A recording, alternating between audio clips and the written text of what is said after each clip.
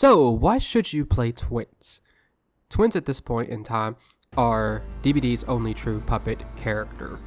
Yes, even after 5 years since their release, Behavior has not put out a single killer that can come close to replicating Twins' amazing playstyle. And I know that Twins are super buggy, and we just got that really cool springy guy from Freddy Faz Bunnies or whatever, but even so, with all this much love, there is so much amazing things you can do with Twins, in my opinion, that makes them really interactive and fun. And if you're new to Dead by Daylight because you just fell in with all the Springtrap hype, don't even sweat it, because I got your back. Maybe you picked up Twins from the Macabre pack, bought them with your Orc cells because they looked really cool. No one will blame you. But I got 3 very beginner-friendly perk builds to help you up your game with Twins. These perk builds will consist of Twins perks and free perks, or from free killers that you should have access to. So day 1, say you only just bought Twins, no worries, because every perk you should, in this build, you should be able to access. Failure in Dead by Daylight. Build number 1. Our first build is designed to be a very beginner-friendly perk build, and believe me, Twins are anything but beginner-friendly. Now for our add-ons for build 1, we're talking about Toy Sword and Tiny Fingernails. Toy Sword decreases the charge time of Victor's Pounce when he's roaming around, and Tiny Fingernail shortens the time it takes Victor to separate from his sister Charlotte. You really can't go wrong with these add-ons. Some of the best add-ons that Twins have, and you can spam them on the cheap. No kidding. So after only a few levels, you'll already have quite a few of them hoarded up. So you really can't go wrong with these add-ons when starting out as Twins. We have Deerstalker, Oppression, Coup de Grace, Iron Grasp. And so Deerstalker is a situational Twins, well, not even Twins perk, sorry, situational general perk. And with Deerstalker, you can see the aura of the survivors you have slugged, and it's ideal for learning Twins. Honestly, it's a training wheel perk. Once you've gotten used to playing with Twins, you're gonna take it off quick, I promise. But this perk, when you're starting out as Twins, try to understand Victor. You're going to be all over the place. You might be downing people or survivors that are unaware left and right, and you have no idea where you left them. Deerstalker is going to help you find them efficiently, and Iron Grasp is going to help you carry them efficiently, so you can learn the sort of counterplay when it comes to carrying survivors around hooks. And watch out for all the tricky little sabos and body blocks, and learning when to put them back down instead of going for that hook. Iron Grasp will make that a little easier to learn. Now, we have, of course, our 2 Twins perks. Oppression is going to be really fun slowdown, and it's very anthemic to how you want to give pressure. You want to build up pressure as a killer. When you are such a big, massive threat that survivors have to all hop off gens in order to deal with you, then that's the best time to use Oppression. You don't have to save it. It has a very short and sweet cooldown now, but when you deliver Oppression while everyone is busy trying to repair the damage that you dealt, then suddenly you get a lot of widespread sneaky value with Oppression, as gens left and right start regressing that survivors have left alone and may not be able to get back to right away. And then you have Coup de Grace, which is pronounced Coup de Grace, and you have here a very awesome chase perk, where if gens start to pop, then you get an extended lunge. But don't try and treasure these tokens, as if you try to treasure them, hold on to them or conserve them, eventually you'll hit 5 stacks before you know it, and if another gen pops, you won't get more tokens, even if more gens pop. So try not to hold on to them, really. Yeah, when you're learning build number 2. But don't let that keep you down. Our add-ons for build number 2 are going to include either Tiny Fingernails or Toy Sword, and then I'm going to encourage you to use either Sour Milk or Madeline's Glove. These add-ons increase Victor's alert range. The alert range refers to the range where Victor detects survivors while he's idle via a killer instinct radar. The killer instinct is the tiny red web and the heartbeat that appears when survivors walk near a idle Victor. Other killers you see this on are like Legion when he feral frenzies, for example.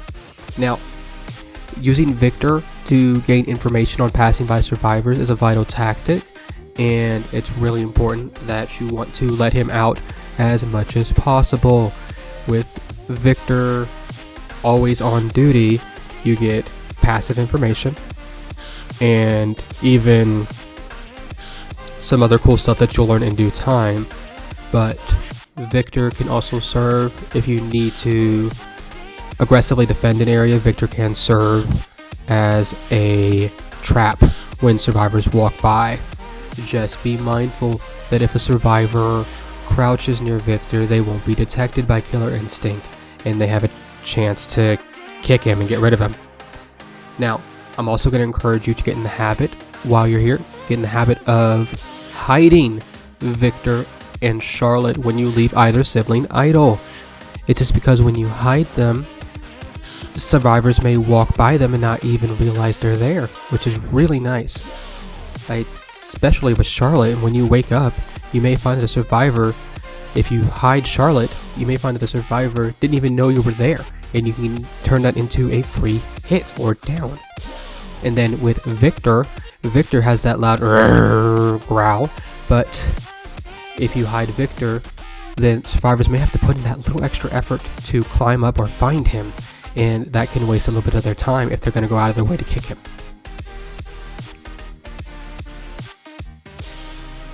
Okay, now by this point, you might have dabbled with some other killers to discover more of your playstyle. Awesome! With this build, next on our Free Twins build list, includes perks from the Nurse and the Trapper. This build will help you learn what to look out for when it comes to strong perks for Victor and Charlotte, as well as to help you build Charlotte more to her full potential as well. Not just Victor, even though Victor is the powerhouse of this killer, not gonna lie. And so this build includes a Nurse's Calling, Sloppy Butcher, Oppression, and Brutal Strength. And so with the Nurse's Calling, you get it from the nurse, lets you see the nearby auras of survivors who are healing. This perk is meant to help Charlotte, and it's gonna help Charlotte more than it helps Victor. That's because Victor, sadly, cannot see anyone's auras but Charlotte's, which means if Victor was running by a survivor healing in the bushes, he won't be informed by this perk, but that's okay. Charlotte will. And then next we have Sloppy Butcher. Sloppy Butcher is a very crucial perk tied to twins because with each hit delivering mangled and hemorrhage, it makes it a little bit harder to heal. Victor likes it when survivors have a harder time healing, and so if they stay injured, Victor has more possibilities to snowball. And then also it helps Charlotte in this build as well, as if survivors are spending more time healing, that means it's more time getting caught by Nurse's Calling for Charlotte, and she gets more information as well. And then next we have Oppression as our returning perk from before, but what I didn't mention about this perk as well is that it can help Victor. What I didn't mention about this perk before is that it can help Victor protect gens as well, believe it or not. In fact, if you're playing as Victor and you catch a gen that's been regressing and a survivor tries to hop on it, Victor can try to exert some pressure and scare them off, or keep them from getting back on, which is really nice. Just to have it regress just a little longer. And then you have Brutal Strength. Remember, we're talking about building Charlotte as much as possible. When assigning at least one perk to help her do something faster, whether it's kick gens, carry, whatever, you can't go wrong with assigning at least one perk to help Charlotte do her job. And so with Brutal Strength, allowing her to kick pallets and gens faster, and even lets you be more aggressive when it comes to kicking pallets during chase, you can really clean up. As for example, if you're chasing someone with Victor, they may start throwing down pallets more left and right as they're trying to avoid that down.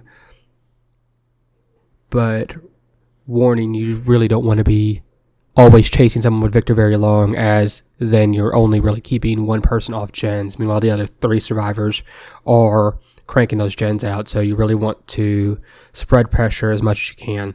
But if you have Victor idling nearby, you may be able to speed break the pallet and force the survivor near your little brother for a mean surprise, which is really nice. Victor doesn't bounce corners. Build 3. If you notice a survivor trying to loop you around. Okay, our add-ons for our final build 3 today. I'm going to recommend either, again, Toy Sword or Tiny Fingernail. And then for your second add-on, this time, Madeline's Scarf or Forest Stew. If you're feeling really daring, do both of them. These add-ons turn Victor into a little speed demon. A faster Victor means a lot of good things for twins. But in our build this time around, let's try and use his faster speed to help keep our hexes in play. Dun dun dun. Okay, my rising twin mains, are you ready for a real challenge? Let's talk about hexes. Hexes are these perks that light up the little skull and crossbow things you see across the map. If a survivor cleanses that lit totem, it usually means bye-bye perk for the rest of the match. Yikes. But take a little comfort in the fact that the survivor has to first step away from gens for a few seconds to get rid of your hex. Also, Victor is really good at helping you protect your hexes. Maybe not a whole bunch of them, but there's a really key hex you want to keep in play. Victor can help towards that. And with this type of rising information, taking hexes, luring them towards Victor, and Victor attacking survivors that approach him. Now, what type of hexes are we going to mess around with? I am, of course, talking about Hex Huntress Lullaby and then Hex Thrill of the Hunt. Now, we also have Agitation and Whispers in this build as well. Now, with Hex Huntress Lullaby, our first pick, you can get this perk from the Huntress, and per each hook you get, survivors will get a little less warning before a skill check pops. Once you get 5 stacks, survivors will get no audio warning to their skill checks at all, and may start missing skill checks left and right if they're not paying attention. Remember, missed skill checks can help both Victor and Charlotte, so it doesn't matter which one you're controlling when they miss one. Next, to help us keep our first hex in play, we're going to introduce Hex Thrill of the Hunt. This hex is a mean hex that's going to help increase the lifespan of our totems. For each totem that's still on the map, the hexes and the totems take longer for survivors to cleanse. Max stacks means that our hex can take a little under a minute to cleanse instead of just a few seconds, and this time can make the difference, can make or break Victor's ability to check the hex and attack a survivor on it. If you force the survivor off him because Victor got too close, awesome. They have to start that interaction all over again. Now, if you want to leave Victor stationary near your hexes, you have that option and he can stand guard. And we can use what we learned from our previous build to really have him stay alert and use that passive information to our benefit. Now, speaking of which, let's talk about some stellar information. A stellar info perk to really help us understand if our hexes are being messed with. Whispers is a free perk that survivors can never truly really counter. This perk is exceptionally simple in design, but its simplicity is also its biggest strength, kind of like the Wraith. If any survivor comes within 32 meters of you, more specifically 32 meters of Charlotte, this perk lights up and the entity will start to whisper in your ear the whatever he says. Now, survivors can really do nothing to stop this perk from going off. They can kind of mess with it, but they can't really stop it. And using this perk to help Charlotte quickly sweep over your totems or other areas of interest if you're getting to see if they're getting close to your hex or POIs. And if you get close to your hex, Whispers doesn't go off, you can be on your way. But if you get close to your hex and Whispers goes off, a survivor could be on that hex, so try to be careful. And then you may not want to leave that hex alone, but you may want to check the hex carefully or even just sweep the area real quick. But then last we have my beloved Agitation. Long gone are the slow and bulky training wheels of Iron Grasp. But now you can start zooming from hook to hook with this perk. Now, if you're not comfortable with Agitation yet, you can switch back to Iron Grasp and get that sweet extra time that you can use to carry survivors, but I strongly would also consider Brutal Straight or even Enduring from Hillbilly, as these perks will help Charlotte do her job better. And so if you made it this far to the end of the video, let me thank you for making it all the way to the end, and let me know if there are any perks you really enjoy on Twins, or maybe there's something about Twins you would really love help understanding, and I would love to bridge that gap with, for as long as I've been maining Twins. I would love to help ease the tension and make this killer as fun as possible, because trust me, there's a lot to love about Twins. And so thank you for checking out this video. Thank you for checking out Twins. Have an awesome rest of your evening, Wanderers.